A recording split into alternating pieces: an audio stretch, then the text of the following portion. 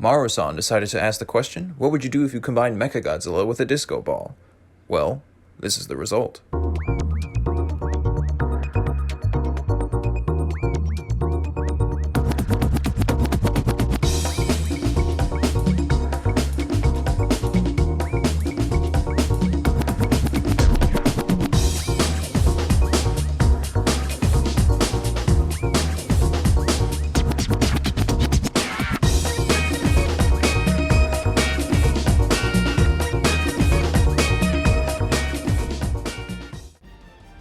Alright, so now this is it in hand.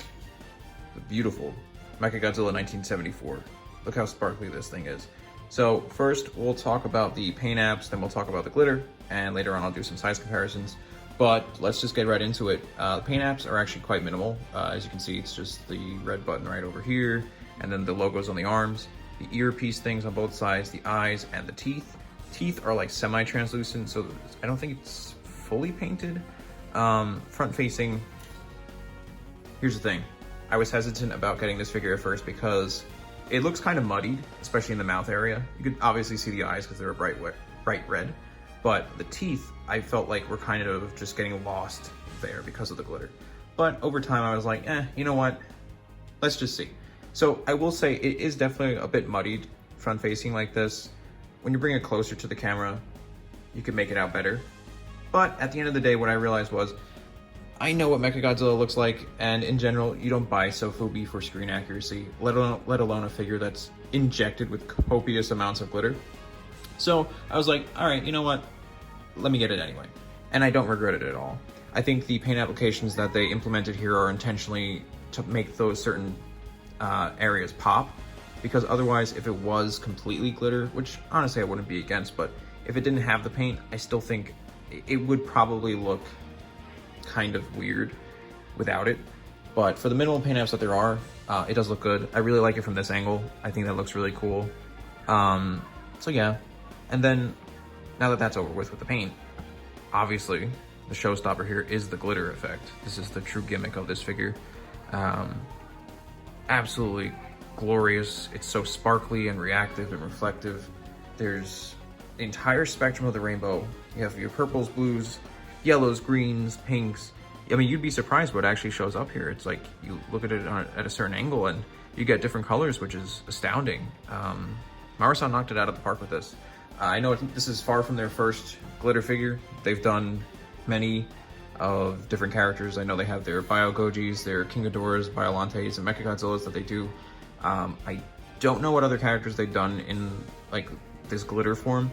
But I know there's also a dark version of this, like a dark vinyl version, which initially was the first one I was going to get, but I opted in for this one instead because I figured that this lighter color would pop more on my shelf, and I was correct. I think this light colorway obviously depends on your taste, but for my personal taste, I wanted something brighter, and this didn't disappoint. Although I do think that this next to the black vinyl one would be so sick.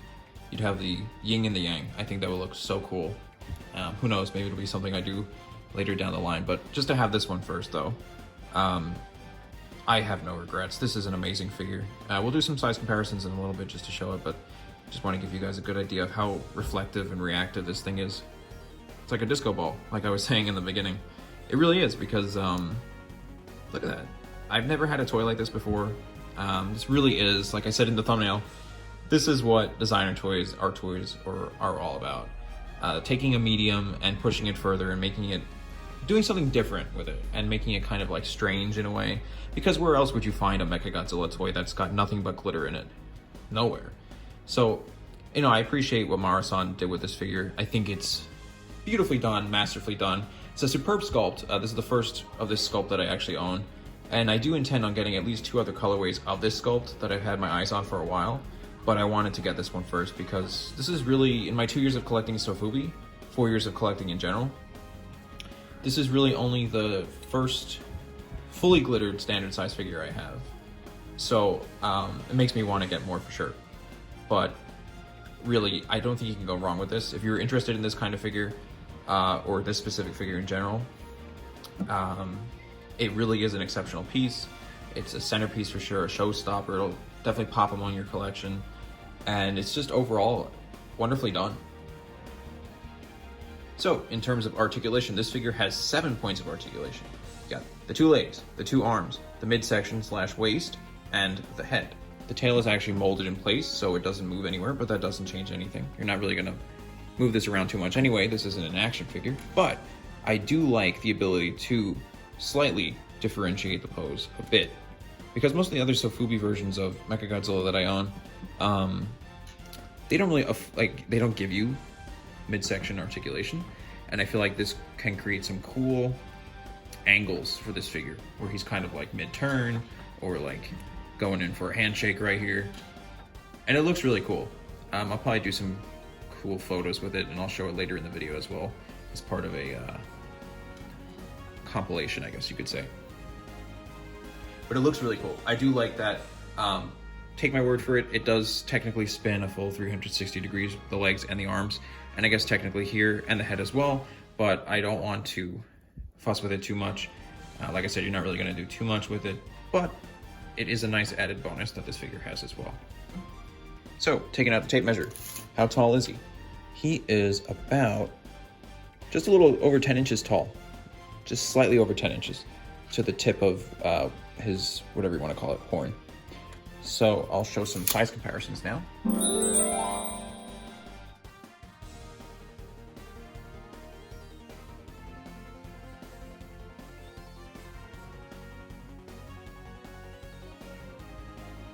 So my overall thoughts on this figure are that it is awesome.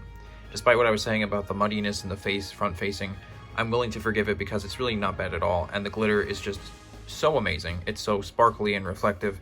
Marusan really knocked it out of the park with this look on this figure. I cannot recommend it enough. If you're even interested in it, if you can find it somewhere online, I would highly recommend it. I think, Sofubi collection or not, it would really be a standout piece that's a showstopper for sure, and definitely a favorite of mine.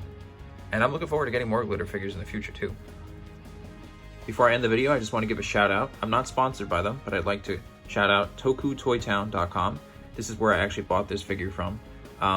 It's the only one that they had at the time, so it is sold out, but they do have the dark vinyl version that I was talking about. They do have it currently, at the time of this recording, up for sale. Aside from that, they do have a wide variety of other kaiju collectibles, Godzilla, Sofubi, Bandai, vinyls, a bunch of different things. I highly recommend you go check them out. So yeah, thank you to them. Be sure to check out my Instagram at Total Approximation. I post usually every Monday through Friday, all Godzilla toy photography, and subscribe to my YouTube channel for more Godzilla figure content. Thanks for watching. Have a good one.